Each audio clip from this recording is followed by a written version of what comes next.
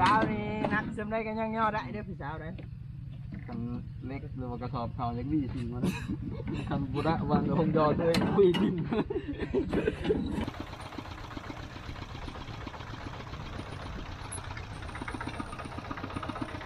เอานำตัวนี้นะอามเนาะมาหน่ะโอ้เมนูมันต้มเป็ดเต็มหม้อตำมะฮุงอีก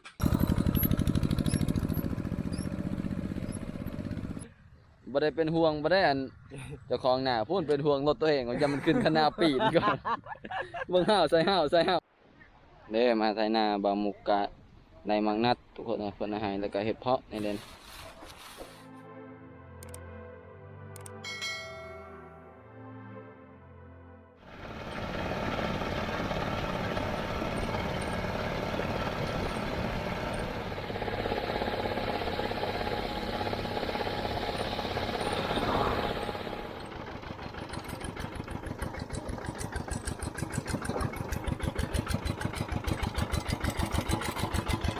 โอ้กลุ่มพลขนาดนั้น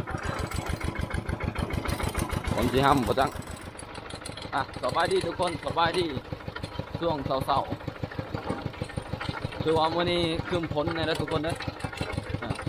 เราขึ้นผมอันคืมพ้นแห้งขนาดตัววันนี้เขาจะเดินทางเขาไปไหนอยู่เลยทุกคนไปยอดเขาให้เบามุกอยู่บ้านน่าจะใกล้ขนาดบ้านเพิ่นแต่ว่าทางทุลักทุเลขนาดทุกคนทางยากนะพอมันเข้าในบ้านนั้นเบามุกหาบ้านเขาเนี่ยก็ใกล้เติบนะประมาณอยู่7 ลักบวกไปกับหน้าเพิ่งกับบุแรกลัก11 12 ลักบุแรกทุกคนเดี๋ยววันนี้มากับหัวหน้าใหญ่สาวอุ่นมาเนี่ยคนยังมาน้ำนะเบิ่งว่าทางโคตรคักเลยไปซ้ายเลยมั้ยเนี่ยเดี๋ยวข้าวหน้าบ่าวมุกคนบ่ห้ำหัวบ่ไปหอดพนแล้วแต่เทวดาจะกำหนดต้องกระทางเนาะถือว่าแถวนี้เป็นสวนวิกหมดทุกคนเนาะบอกว่ามืดพ้นอยู่เพราะว่าพ้นตรงห้ามปุ๊บเนี่ยเขาเฮ็ดบ่ได้นะมีแต่สวนวิกหมดแถวนี้ก็ใกล้จะฮอดแล้วแหละทุกคนเดินทางไปน้ำกันมาเนี่ยถือว่าขับรถแน่ทายแน่กันยากเลยทุกคนนะมานี่ถือว่าพ้นตกนี่เลยทุกคนเบื้องน้ำจะเต็มให้หน้านะเพราะว่ากล้าเงาในดำเลยก็ได้ถือว่าฮอดน่าจะใต้เลยทุกคนนะอันนี้มันเป็นบ้านเก่าเขาเนี่ยแต่เก่านั้นคนเขาแบบว่าบ้านต้องเฮ็ดอาศัยอยู่ใกล้ห้วยใกล้ห้องบ่มีน้ำใส่คนแต่เก่าหรือว่าวันนี้จักรยานหน้าจะบอกนะพ้นยันพ้นที่กระหำก่อนเบิ้งกาในงามขนาดเขียว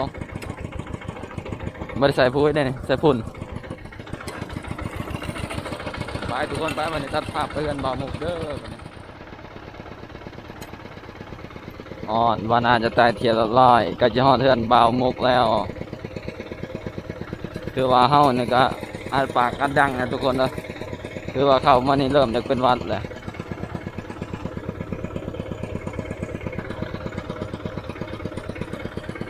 แต่ถือว่ายังมืดพ้นคือเอาจักตื่นตะนอนหรือยังในยังโบหูเลยหมอนี่ปอดไปยังบ่ทันตื่นตะนอนมันโพดแล้ว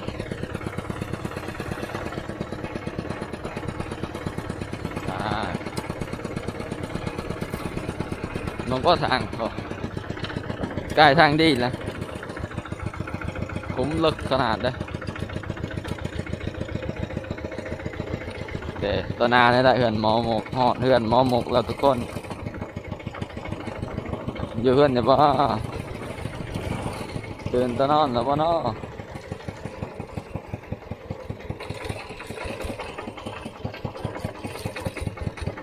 เห็นแต่ประตูเหือนเปิดอังกลางเนี่ย เลขรถก่อน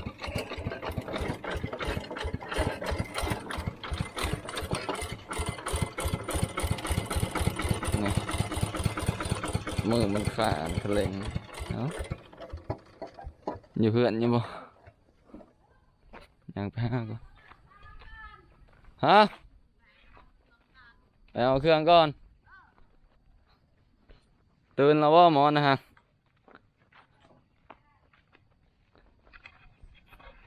ตื่นแล้วว่าหรือว่ายังเนาะไปเบิ่งกันทุกคน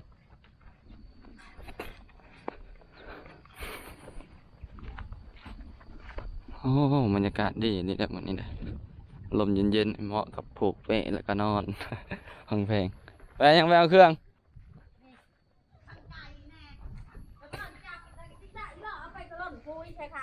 เชื่อมอนั่นได้สิเออ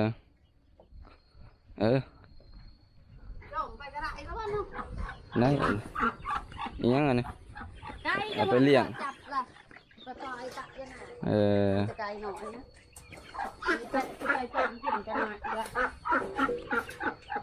ฝนตกดีเลยเนาะแถวนี้เนาะบ้านเฮาฝนบ่ได้ดีเด้มันบ่มีมันฝนบ้านเฮานะเอาเครื่องเอาของสกอนพี่น้องเอ้ยเก็บเครื่องขึ้นรถสกอนเด้อแนวใดตื่นตะนอนแล้วบ่ตื่นแล้วเดี๋ยวว่าวิญญาณอันนี้ยังเหลืออีช่างอันนี้น้ำกินบ่เนี่ยเราตัวแบกจะบุขึ้นตัวนี้ที่อันว่าจากอันพาไปหาแลนอยู่พูดนะเขาบริเกลือจากชีหอดหรือบ่หยางกะยันยางมูหอดผู้ซ้ำใช้มีอีช่างมาเนี่ยจะค้นไป3-4 คนไปแล้วผู้หนึ่งไปหัวหน้าใหญ่บ่ไปบ่มีอีกน้องเคยไปได้มันนี่ได้มื้อนี้ฮะไปวันนี้ไปหน้าแล้วทุกคนก่อนที่ไปหน้าเนี่ยก็พาว่าน่าจะไต่อันบ่แม่นว่าน่าจะไต่นะพาบ้านหินแตกซะก่อนทุกคนก่อนจะไปหน้าป่าหมุกเด้รอลงไปลุมพวกก็มีเพื่อนคนได้หลายโซนพวกอันนี้ก็เป็นโรงเรียนประถมบ้านหินแตกติดกันเลยกับน่าจะไต่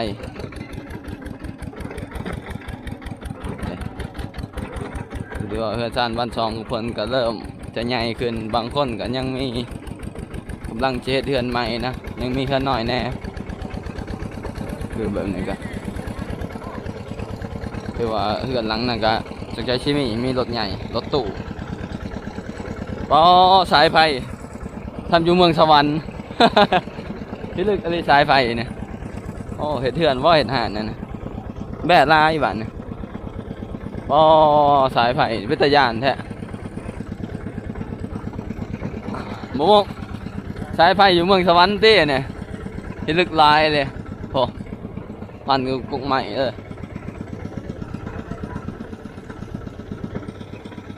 ลงไฟผ้าบ่เพื่อนหลังนี้แห้งกระติกแห้งใหญ่เกินมีแล้วหลังโอ้เบื้องทางไปก็หูแล้วทุกคนเอ้ยคอยไปเด้อยันตกรถดอกก่อนขี่งัวลายแต่นี่มันไอ้งัวลาย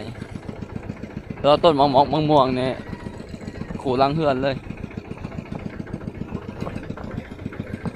แต่ยังใกล้เติบไปหอดหน้ายังพอแห้งทุกคนเลยวันนี้เดินทางไปนำกันทุกคนไปหน้าบ่าวมุกว่ามันสิใกล้หรือมันสิใกล้นะพอตกมาแค่นี้มีแต่ป่าวิกมาทุกคนเลยเรากำลังปลูกวิกใหม่ด้วยสับใหม่เขาปลูกใหม่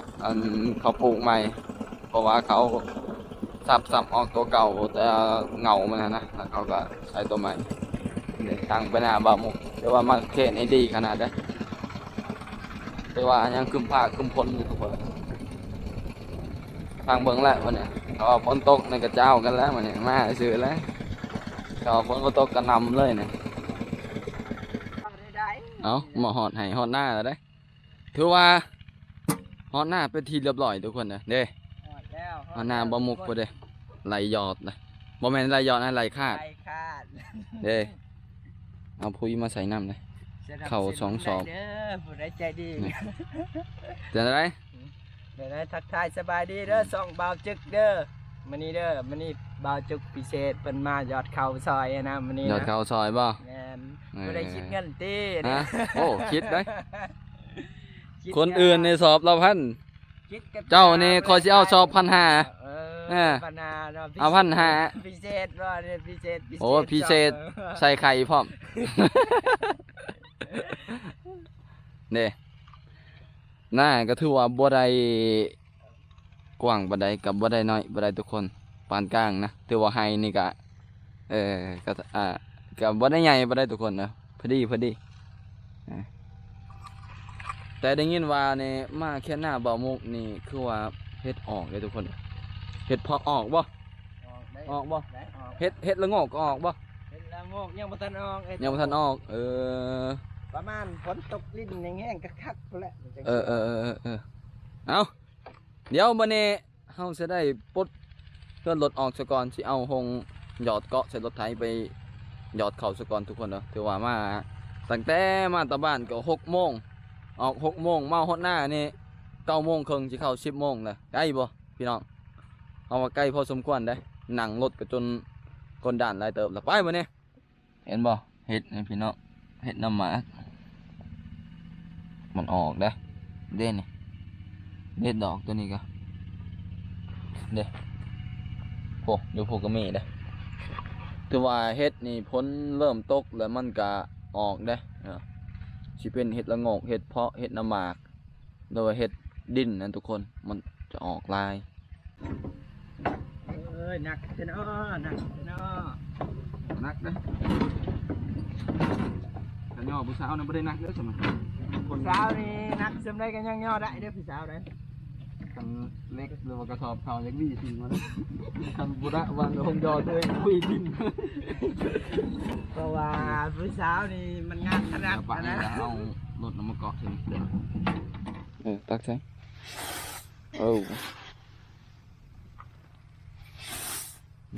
่ตักใส่ร้ายเนาะเขาโอ้เฮ็ดเวียกก็ใส่เป็นตาอีกเนาะวันนี้ตาเว้นหุงบ่ เห็นหง ก็อันบ่มีแดดบ่ได้วันนี้ แดดก็มันมืดฝนดอกยันไทยบ่ได้ นั่นเนาะเราใส่เป็นตาเก็บส่งบ่แม่นเนาะ บ่แม่นเด้เป็นตากันแดด เอาปุ๋ยใช้มื้อนี้เอา สิ ปุ๋ยใช้ ว่ากันฝนก็แม่นปุ๋ยนี่ใส่จักถ้วยปุ๋ยนี่ ปุ๋ยนี่ใส่รถ1 ถ้วยใส่2แล้วจบพอบ่ต้องใส่หลายโอเคเอาจับหูมันจับมันนี่จับหุบเขาแล้วก็จับก้นมันเศร้าเขาเป็นบ่เศร้านั่นแหละคือหอนนี่หยอดเข่ากับพ้นตกซ้ำพี่น้องแต่ว่ามื้อนี้เป็นมื้อพิเศษขนาดมาหน้าบ่าวมุกฝนต้นหับอย่างดีเลย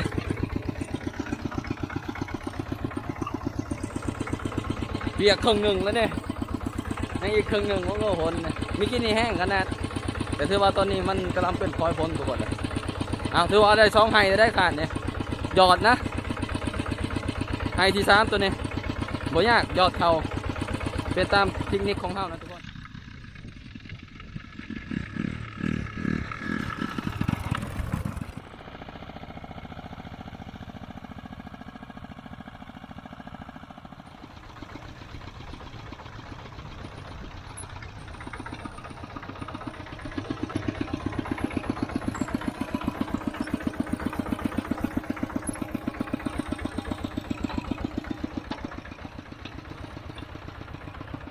เดี๋ยวว่าเฮ็ดเวียกวันนี้ก็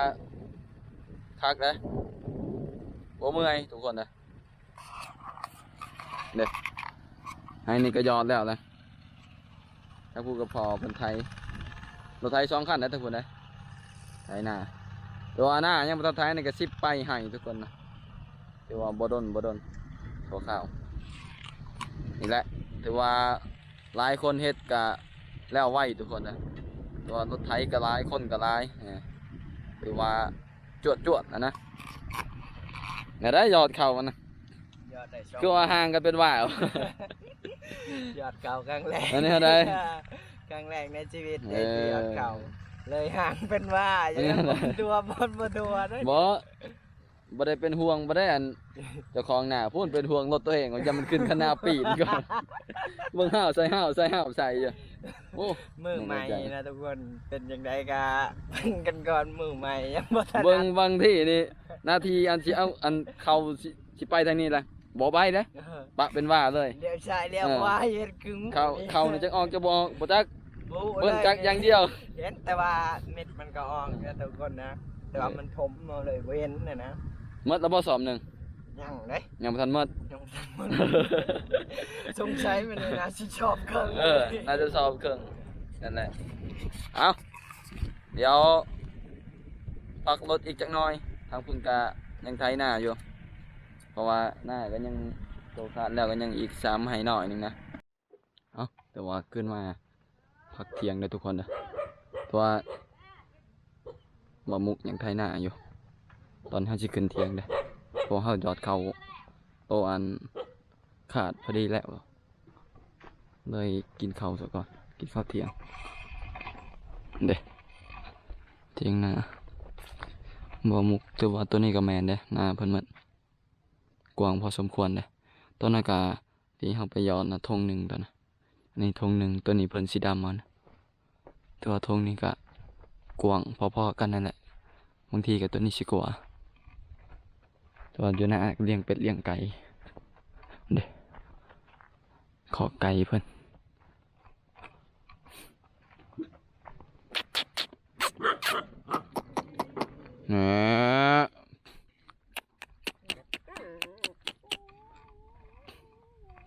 เกาะน้ำใหม่นี่คักขนาดเด้เถียง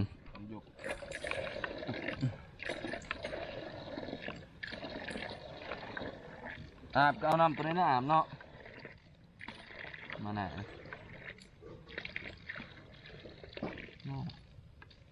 คัดก็คัดสบายสะอาดเอาไว้ล้างตีนล้างมือแล้วมาอาบน้ำ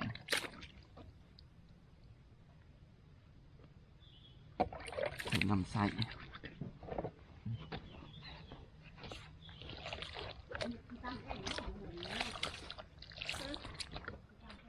โอ้เมนูมันต้มเป็ดเต็มหม้อตำมะฮุงอีกเพื่อได้ตำมะฮุงนะแซ่บอยู่บ่ตำนะบ่แม่นบ่เพราะยันเข้มน้อยกว่านี่ฮะใช่ว่าหมกว่าสิตำบ่หมก บ่ประหยัดจะกินบ่ได้นะ เป็ดทางหวานบ่ ลองโชว์เบิ่งซีมือภรรยาเบาจึกเฮ็ดเลยเพิ่นนี่ ให้แซ่บเด้อถ้านาเขาว่าบ่แซ่บบ่ตำเด้อคนวันนั้นเด้อแม่งอันนั้นเด้อแซ่บเนาะเขาเปิดห้านในทุก เปิดร้านนี่ถ้าเอามานี่บ่ต้องห่วง อ๋อตัวหอนไหวๆอยู่ กันหัวบ่แตกมือนั่นบ่แตก เอ้ากินข้าวเด้อทุกคนเลยเพราะว่าเที่ยงเลยกินข้าวแล้วจนนั้นก็ลงไปขาดหน้าแล้วก็หยอดเขานำให้มันแล้วเลยมื้อนี้เพราะว่า ตอน ให้ นี้ ก็บ่ได้ใหญ่บ่ได้อ๋อตัวอาหารนี่คักขนาดข้าวก็ฮ้อนเนาะต้มก็ฮ้อนเบิ่งดูต้ม หัวของบ่ ฟังซาบ้านหน้าแล้วสิ โอ้คักอะไร น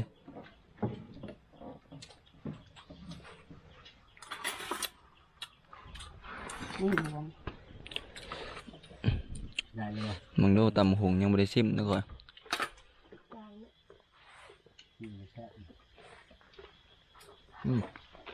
แซ่บหมดทุกอย่าง บ่แซ่บแล้วออกเด้อจึก หึ บ่แซ่บแล้วออกเด้อ นั่นแหละเขาบ่แซ่บตัวนั้นเขาสิมาให้กินนะ บ่ของกัน เด้อกินข้าวนำกันเด้อพี่น้องกินข้าวเที่ยงมื้อนี้ เจียวตับเอง แซ่บๆมื้อนี้ เจียวตับมันได้แซ่บอยู่บ่ บ่แซ่บก็ว่าแซ่บนะตรงนี้แซ่บ มันรู้มาให้กินนะ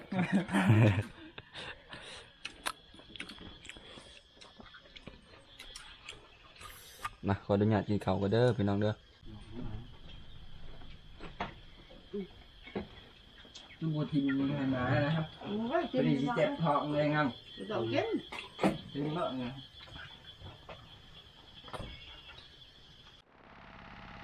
ถือว่าลงมาแล้วทุกคนเนาะกินข้าวกินน้ำก็แล้วแต่พักผ่อนนิดนึงเมื่อกี้พอหลับไปตอนนี้ก็ทาตะขาหน้าแล้วก็สิหยอดเข้าจัดละเมื่อนี้ว่ากาวาหยอดให้มันแล้วนะเพราะว่าเฮายังไม่ทันหยอดทงเองเนาะก็เทินแล้วหมูมาซอยเฮาแล้วเฮาไปซอยหมูก่อนนะหมูเผาแล้วเฮากับเผากันแหละหลังจากแล้วจนเฮาก็ต่อของเองเลยทุกคน